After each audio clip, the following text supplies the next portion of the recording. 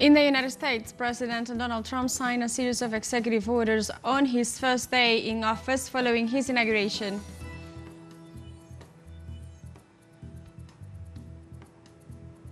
The government of Venezuela declared on Tuesday the former presidents of Colombia, Álvaro Uribe and Iván Duque, as public enemies of the country, terrorists and persona non grata. And in Colombia, the government of the Northern Department of Santander declared a social and economic emergency due to the insecurity crisis generated by the armed conflict between insurgent groups.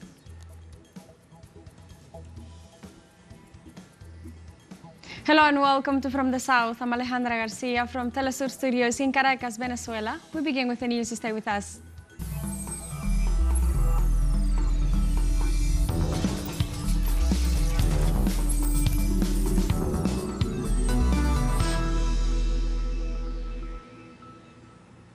In the United States, President Donald Trump signed a series of executive orders on his first day in office following his inauguration. The first 9 executive orders were signed in front of a crowd of 20,000 people during the presidential inauguration parade in Washington. The first order rescinds 78 executive actions and presidential memoranda issued by the Biden administration over the past 4 years. The president declared a national emergency at the U.S.-Mexico border while ordering a review of the refugees admissions program to better align it with U.S. principles and interests. The current president, meanwhile, called the previous administration the worst in history for allowing criminals and criminal groups into the country. U.S. President Donald Trump signed an executive order pulling the U.S. out of the World Health Organization. Trump also ordered a comprehensive review of U.S. foreign and spending. Both moves fit into Trump's more isolationist America First approach to international affairs. Scientists fear the move could roll back decades-long gains made in fighting infectious diseases like AIDS, malaria, and tuberculosis. Experts also warned it could weaken the world's defenses against dangerous new outbreaks capable of triggering pandemics. On trade, the president said he expects to impose 25% tariffs on Canada and Mexico starting February 1st.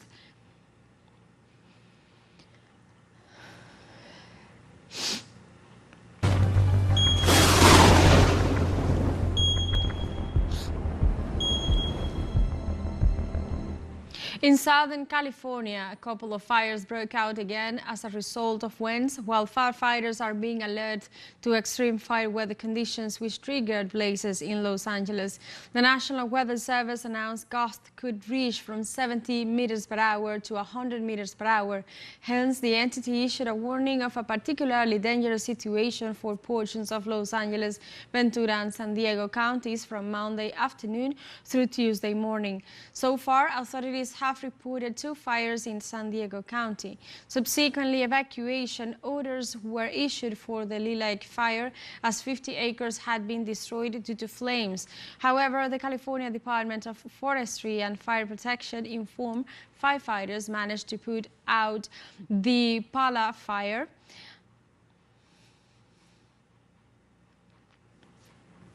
A landslide triggered by heavy rains on Indonesia's main island of Java has left at least 16 people dead and 3 missing.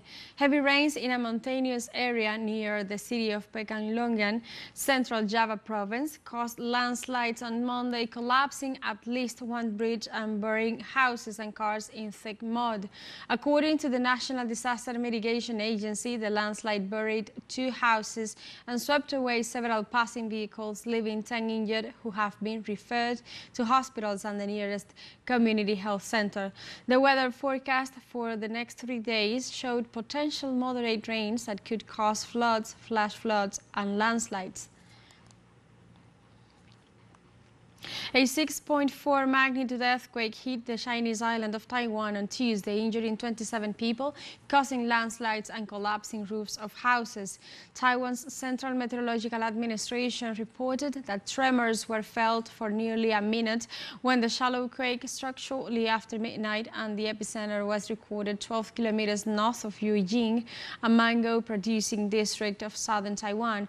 Firefighters rescued 3 people, including a child, who were trapped trapped in a collapsed house in the nearby Nanxi district. Local reports also claimed that one person was injured by falling debris, while 2 people were rescued from elevators. More than 50 aftershocks have been recorded, but the agency reported no major damage. And now we have a short break coming up, but first remember you can join us on TikTok at teleSUR English, where you'll find news in different formats, news updates and more. We'll be right back, stay with us.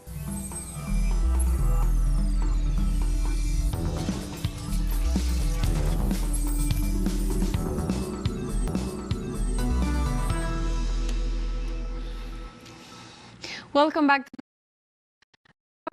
Venezuela declared on Tuesday the former presidents of Colombia, Álvaro Uribe and Iván Duque, as public enemies of the country, terrorists and persona non grata. The action taken during an ordinary session of the Venezuelan National Assembly comes in response to recent statements made by Uribe, who is linked to paramilitary groups and drug traffickers. The former Colombian head of state requested a foreign military intervention in Venezuelan territory with the purpose of encouraging conflict in the country. In this context, Iván Duque was also regarded as public enemy of the nation for his terrorist acts against the Venezuelan people. Both former presidents are considered paramilitary terrorists responsible for numerous assassinations. Considering the honorable deputies who agree with the project presented and the modification carried out during the debate, raise your hand. It has been approved unanimously, the agreement that declares as public enemy of the Bolivarian Republic of Venezuela the paramilitaries, terrorists, drug traffickers, fascists, criminals, representatives of the international extreme right wing, Álvaro and In this regard, President of Venezuela's National Assembly, Jorge Rodriguez, referred to the actions of the extreme right wing. All of the actions of the extreme right wing of Venezuela that are his daughters and sons and their mercenaries, Juan Guaidó, Machado, Leopoldo López. They are all mercenaries of Álvaro Uribe Vélez. The Argentine human rights organization Grandmothers of Plaza de Mayo announced on Tuesday that they have found the 139th granddaughter kidnapped during the 1976 military dictatorship. Leaders of the organization celebrated this achievement, highlighting that it has led to the reunion of several Argentine families. Grandmothers of Plaza de Mayo has been working for years to restore the identity of at least 500 children who were stolen from their families by the military dictatorship in the 70s and 80s.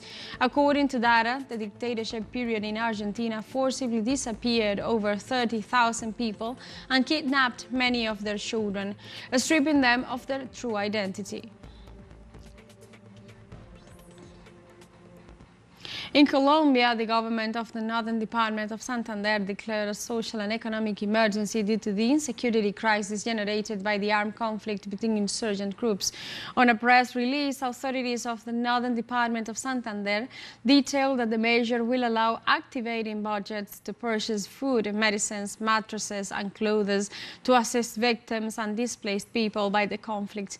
According to official reports, the majority of those displaced are located in temporary shelters in cities such as Tibú, Ocaña and Cúcuta, while thousands of others continue to move to the state of Zulia in Venezuela, where they are being cared for by the Bolivarian government.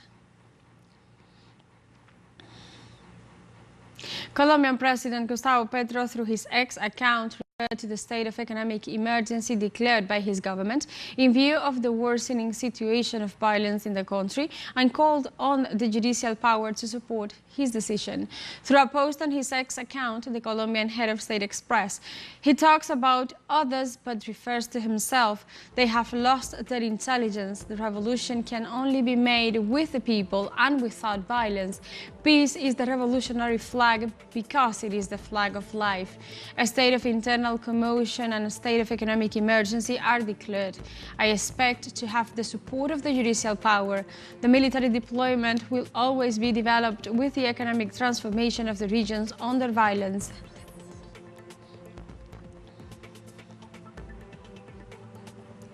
More than 100 people have been killed in Colombia as a result of the armed conflict between the National Liberation Army (ELN) and the 33rd Front, a dissident faction of the now disbanded FARC-EP. So far, about 80 people have been killed in the Catatumbo region, while the conflict between armed groups has spread to other regions, such as Guaviare, where there are over 20 deaths have been recorded. For its part, the Colombian government deployed thousands of military troops in the conflict zones to stop the violence and safeguard lives.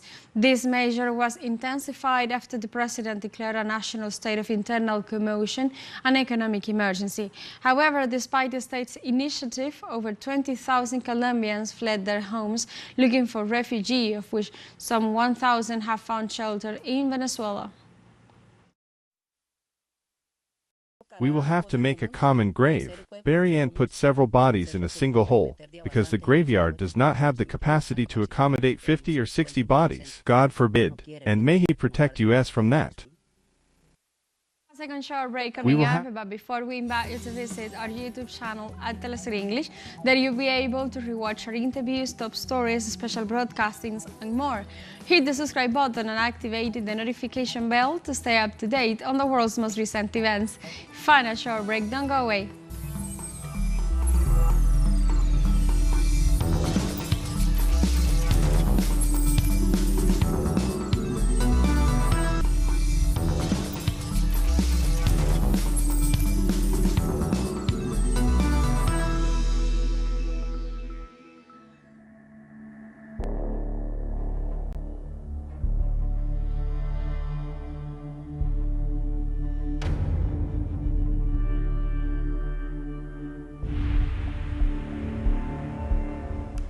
Welcome back to From the South. In Palestine, after the ceasefire, displaced civilians returned to their neighborhoods to find decimated houses and search for their missing relatives under the rubble. From the Gaza Strip, our collaborator Huda Hegazi brings us more information. Me encuentro en la zona de Al-Bureij, este campamento de refugiados que se I encuentra am in the en el area centro de la of Franja de Gaza y Al-Bureij, que fue this una de las refugee zonas camp más located in the center of the Gaza atacadas Strip, por parte del which was ejército one of the israelí areas durante esa most guerra attacked by genocida the Israeli army más de during 15 this meses genocidal war consecutivos. that lasted Como podemos more than ver, la 15 destrucción consecutive ocasionada months. por parte del As we can régimen de see, Israel the es destruction una caused by the Israeli destrucción regime is enorme extensive. y en mi Precisely espacio, en here, este lugar, I found the home of the encontré la Al-Rashash vivienda family, which as we de can la see has been familia completely destroyed. But what Rashash, surprised me about this que como story podemos ver is ha that sido despite being completely gone, since the home is in ruins, just a pile of destroyed stones, the family has come here again to live after the ceasefire. They returned to their home, to their house, although as we can see there is literally no house. They have put sheets to simulate a door so that they can live in this place, which is literally destroyed. What surprised me about this story is that the family, and especially the mother, came here because she said that in one of the attacks carried out by the occupying army, her children were killed. Incluso lo que me sorprendió es que ellos han puesto una especie de telas, una especie de sábanas como para intentar simular una puerta para que puedan vivir en este lugar, aunque literalmente está destruido. Y también lo que me sorprendió de esta historia es que la familia y sobre todo la madre vino aquí porque aseguró de que en uno de los right here in this place, and up to now she has not been able to get them out from under the rubble. That is, even now her children are under all this pile of ruins, under all this pile of rubble. And so this woman says that she does not want to leave her home. She does not want to live anywhere else but here, even though it is destroyed. Because above all, now her main objective is to get her children out and be able to bury them. Now we will talk with this woman, who is the mother of the family, so that she can tell us her story. El objetivo es que quiere sacar a sus hijos y poder enterrarlos. Y ahora en este momento hablaremos con esta señora que es la madre de esta familia para que nos cuente su historia. I want you to tell me how you lived through the war, how many times you evacuated, and why did you come back here? I have evacuated many times. Every time there were attacks, we had to evacuate and flee. We have no house, no shelter, nothing. They even attacked us once for trying to eat. I came back here after the ceasefire to look for my children. 4 of them died in an attack on my house. I came to see them and call for them and tell them to come out. Come out, Atta. Come out, Mohammed. Come out, Nasir. Come out, Nahed. But none of them answered me. Here they are, under the rubble. How are you going to live here if your house is only ruins? How am I going to live? With God's help. I call the whole world to help us. What am I going to do? Nobody helps us. They just talk.